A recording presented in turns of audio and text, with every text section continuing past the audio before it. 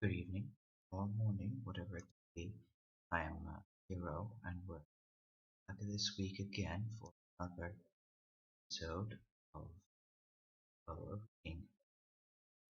This time we'll be reading through one of the modern era's greatest masterpieces, that is the James Joyce's Ulysses, particularly the last chapter which I am quite in love with. It's a remarkably fun chapter, the Molly Bloom um, scene, the Molly Bloom monologue, where I am, where I've written a translation to it in Maltese. I'm quite in love with the simple, sensual writing of Joyce, the very excellent way he delivered the stream of consciousness.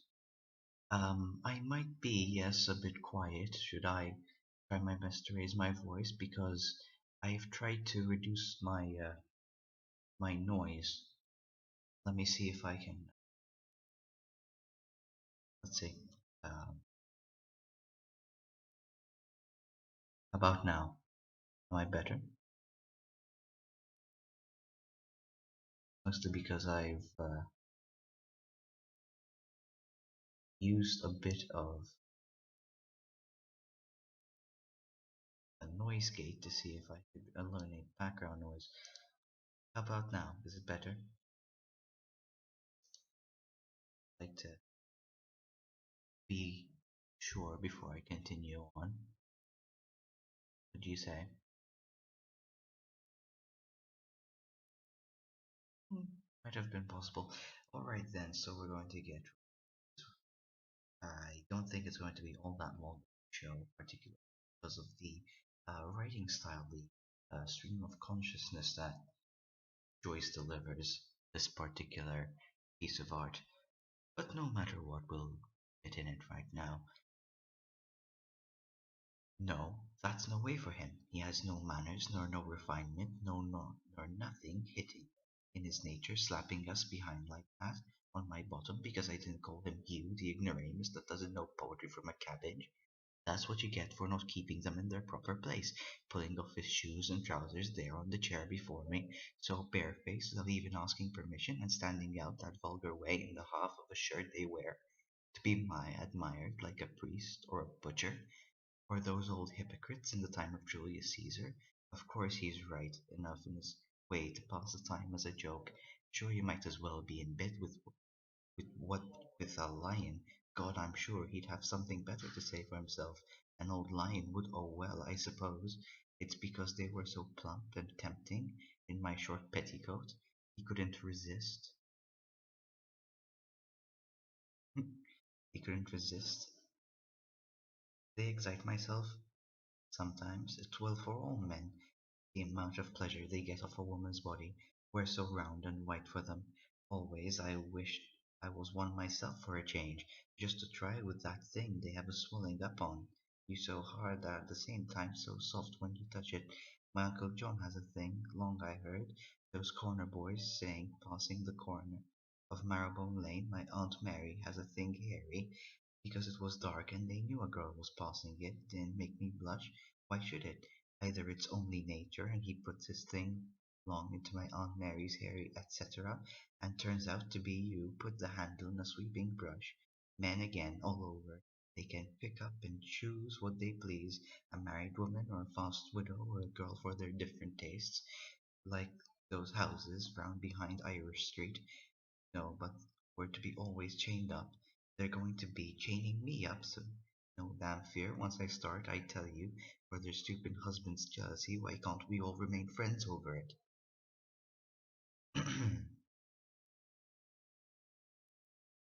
Of course, my good old cancerous faggot, my man. I'll make sure I'll check it when I can. But before that, we'll get back to it. Instead of quarreling, her husband found out what they did together. Well, naturally, he did, can he undo it? He's Coronado anyway, whatever he does, and then he going to the other mad extreme about the wife in Fair Terence. Of course, the man never even casts a second thought on the husband or wife. Either it's the woman he wants and he gets her, what elsewhere, given all those desires for id, I'd like to know, excuse me, I'd like to know, I can't help it if I'm young still. Can I? It's wonder. I'm no, I'm not an old shriveled hag before my time, living with him, so called, never embracing me, except sometimes when he's sleeping the wrong end of me, not knowing, I suppose, who he is. Any man that'd kiss a woman's bottom, I'd throw my hat at him after he'd kiss anything unnatural where we haven't I atom of any kind of expression in us, all of us the same two lumps of lard, before ever I'd do to that man. Pho! Oh, the dirty brutes! The mere thought is enough. I kissed the feet of you, senorita. There's some sense in that. I didn't kiss our whole door. Yes, he did what a madman nobody understands his cracked ideas but me. Still, of course, a woman wants to embrace 20 times a day, almost to make her look young, no matter by who, so long as to be in love, or loved by somebody if the fellow we want is in there sometimes by the Lord God. I was thinking would I go around by the quays there some dark evening where nobody'd know me, because a sailor of the sea that'd be hot on for it, and not care a pin whose I was, only do it off up in a gate somewhere, or one of those wild-looking gypsies in Rathfarnham, and their camp pitched near the Bloomfield Laundry to try to steal our things if they could only see. If I could only send mine there a few times, for the name Model Laundry sending me back over and over some old ones, old stockings, that blackguard-looking fellow with the fine eyes peeling a switch, attack me in the dark and ride me up against the wall without a word, or a murderer anybody, that they do themselves the fine gentlemen in their silk hats, that Casey lives up somewhere this way coming out of the Hardick Lane, the night he gave us the fish supper on account of winning over the boxing match. Of course it was for me he gave it. I knew him by his gaiters and the walk, and when I turned round a minute after just to see there was a woman after coming out of it, some filthy prostitute, then he goes home to his wife. Breath. After that, I suppose the half of those sailors are rotten again with disease. Oh, move over your carcass out of that for the love of Mike. Listen to him and the winds waft my sighs to thee so well he may sleep inside the great suggester Don Poldo della Flora. If he knew how he came out on the cars this morning, he'd have something to sigh for, a dark man in some perplexity between two sevens, too, in prison for Lord knows what he does that I don't know, when I'm to be slouching around town in the kitchen to get his lordship his breakfast while he's rolled up like a mummy. Will I indeed? Did you ever see me running? I'm just like to see myself. It show them attention and they treat you like dirt. I don't care what anybody says. It would be much better for the world to be governed by the women in it. You wouldn't see women going and killing one another and slaughtering. When do you ever see? And at this moment, an actual breath, not mine, a slight pause, a paragraph, one of the four breaks within this lovely chapter. So you see, the stream of consciousness does require me to read as quickly as I can. Now, go back. When do you ever see women rolling around drunk like they do, or gambling every penny they have and losing it on horses? Yes, because a woman, whatever she does, she knows where to stop. Sure, they wouldn't be in the world. All only for us. They don't know what it is to be a woman and a mother. How could they? Where would they all of them be if they hadn't all had a mother to look after them? What I never had. That's why I suppose he's running wild now, out at night away from his books and studies, and not living at home on account of the usual rowdy house. I suppose, well, it's a poor case that those that have a fine son like that, they're not satisfied, and I none was he not able to make. Wasn't my fault we came together when I was watching the two dogs up in her behind in the middle of the main street. That disheartened me altogether. I suppose I oughtn't to have buried him in the hat in the in that little woolly jacket I knitted, crying as I was. But give it to some poor child. But I know well I'd never have another use for our furs.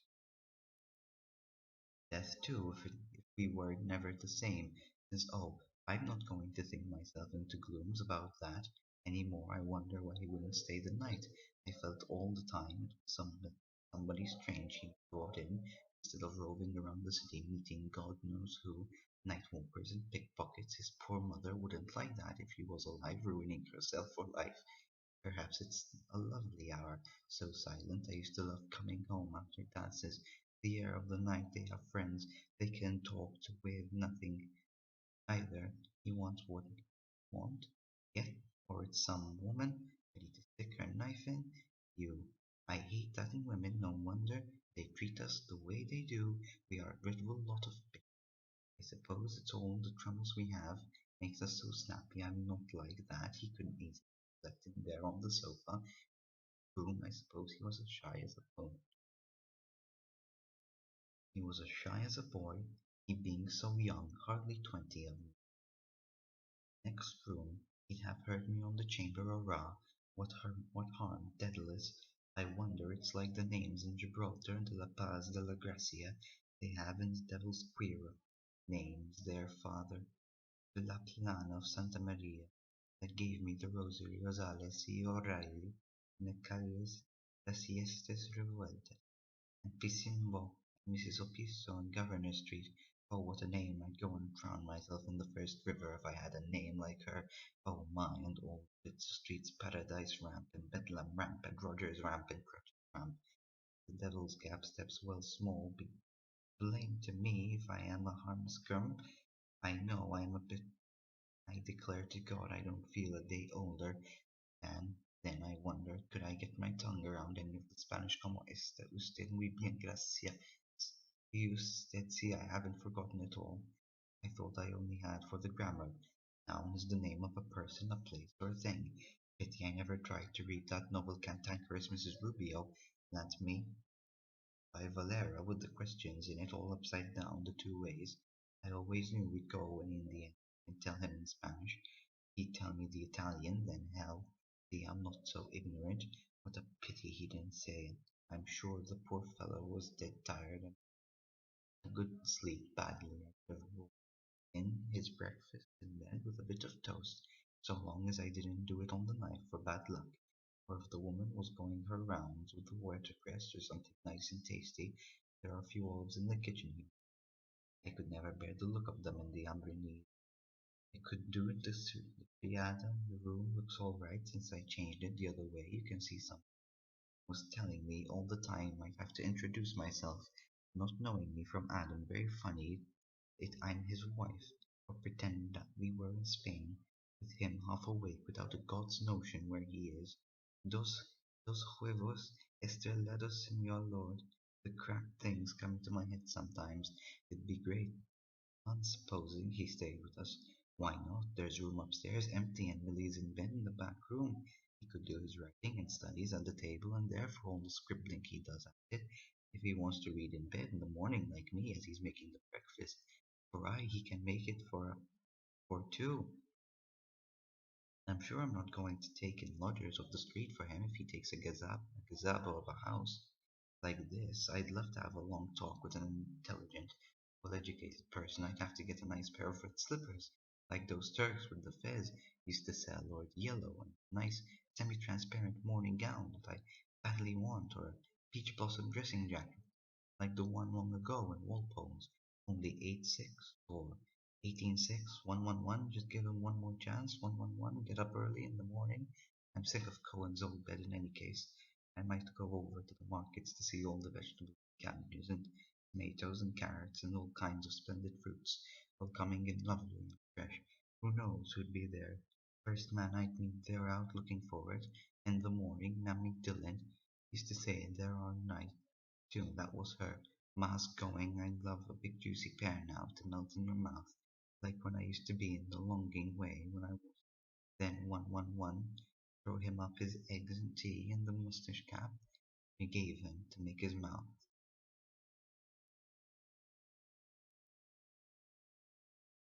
And there a breath. And that would be first half of the final chapter. Ulysses by James Joyce. Um, as always, given that I've arrived to the halfway point of my piece, I will be going off for 1 minute, giving you a nice tune to help the company while I take a nice breather. Because hell, that book is that chapter is a hell of a mouthful, and also to take a drink. I'm going this time. The first song was Pink Martini's Amado Mio. I decided on that one because Amado Mio faintly Spanish, wanted to be the most offensive about it. Now I will be playing Francisco Tarrega's Vicio Arabe. The reason for that is because of very intense Mediterranean imagery that you will be encountering um, throughout the throughout the second half of this excellent piece. Something which I am very, very proud of.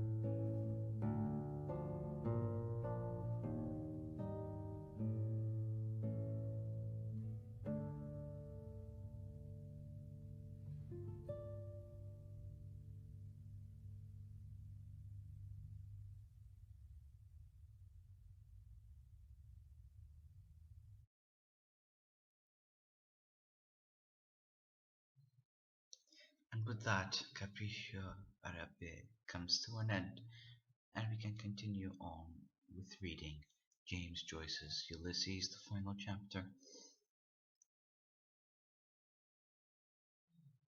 She gave him to make his mouth bigger. I suppose he'd like my nice cream too. I know what 111 do 111. Go about rather gay, not too much singing, a bit now, and then mi fa pieta mazzetto, and then 111 start dressing myself out. Presto, non so più forte.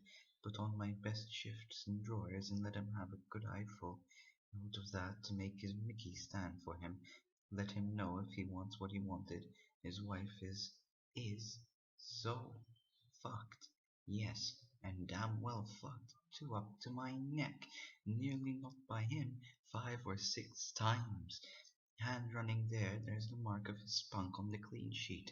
I wouldn't bother to even iron it out. That ought to satisfy him. If you don't believe me, feel my belly. Unless I made him stand there and put him into me.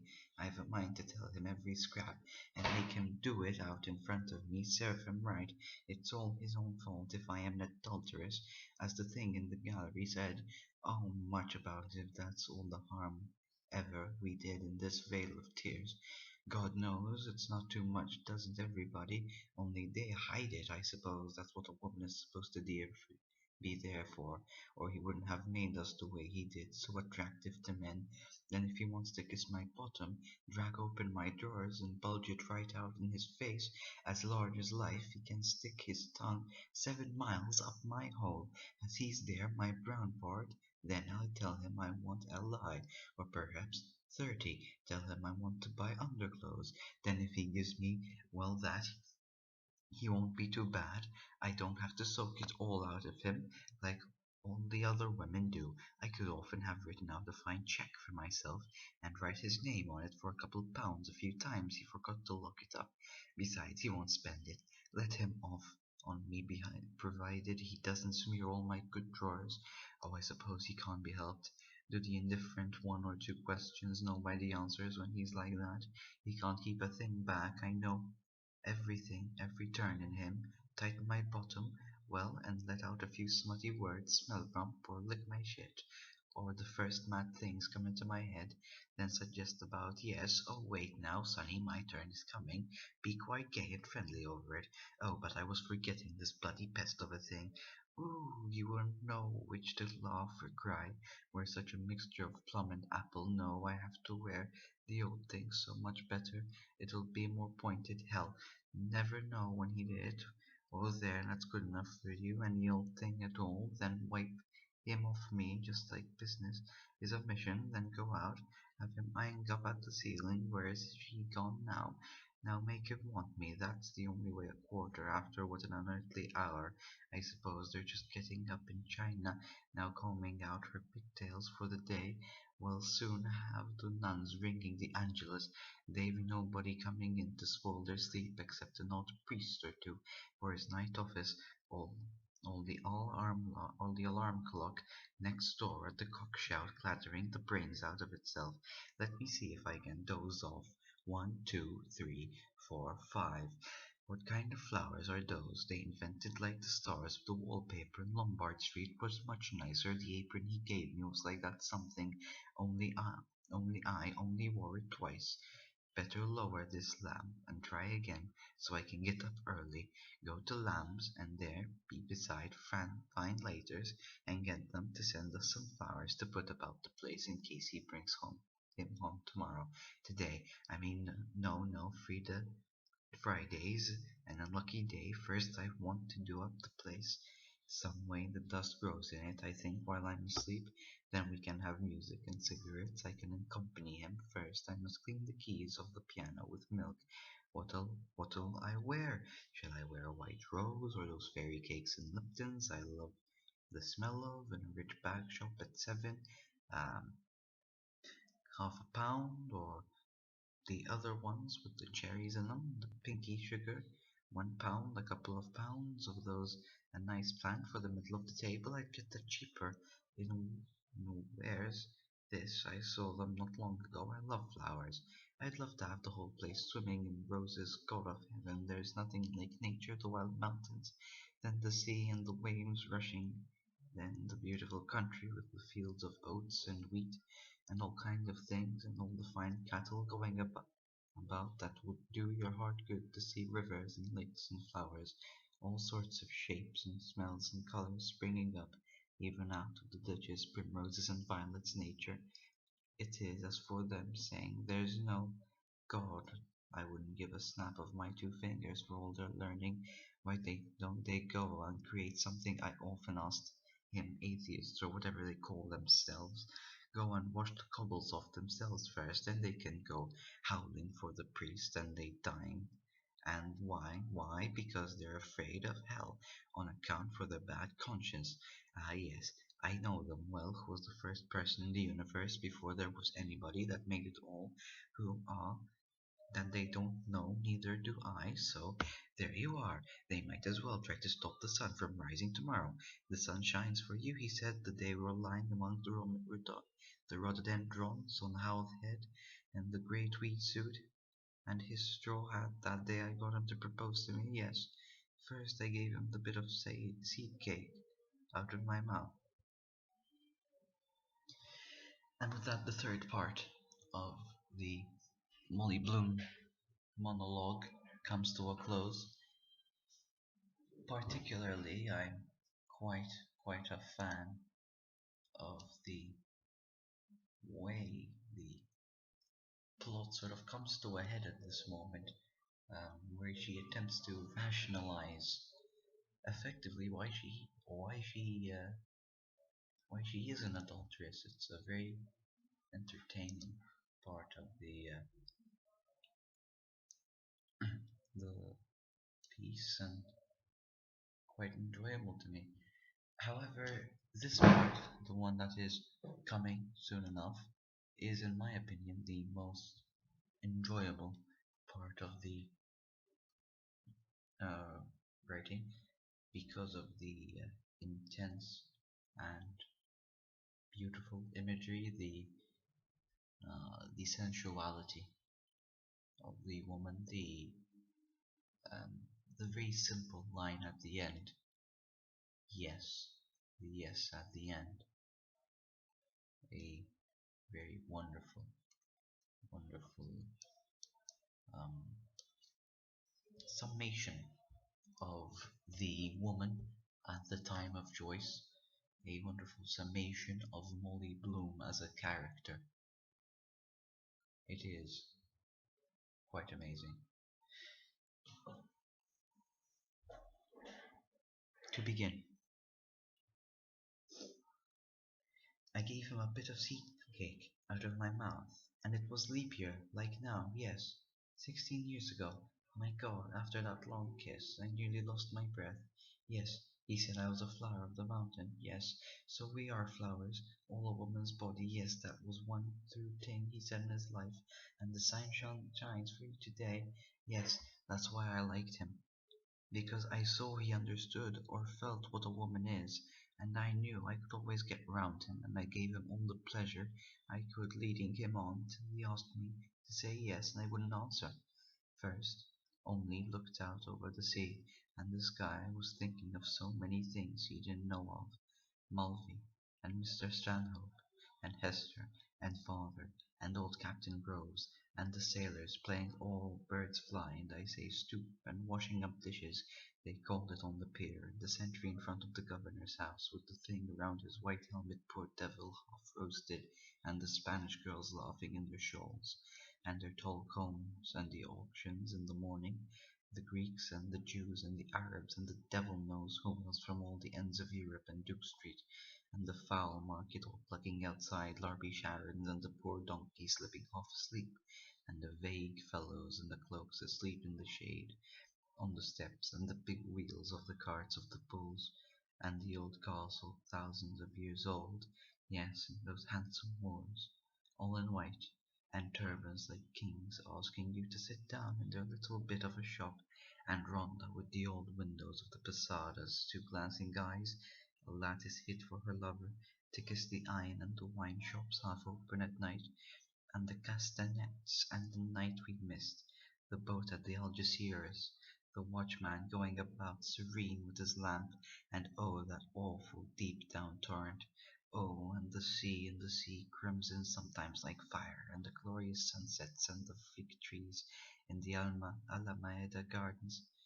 Yes, and all the queer little streets, and the pink and blue and yellow houses, and the rose gardens, and jessamine, and geraniums, and cactuses, and Gibraltar as a girl, where I was a flower of the mountains, yes, where I put the rose in my hair, like the Andalusian girls used. Or shall I wear red? Yes, and how he kissed me under the Moorish wall, and I thought well him as another, and then I asked him with my eyes to ask again, yes, and he asked me would I, yes, to say yes, my mountain flower, and first I put my arms around him, yes, and drew him down to me so he could feel my breasts all perfume, yes, and his heart was going like mad, and yes, I said yes, I will, yes.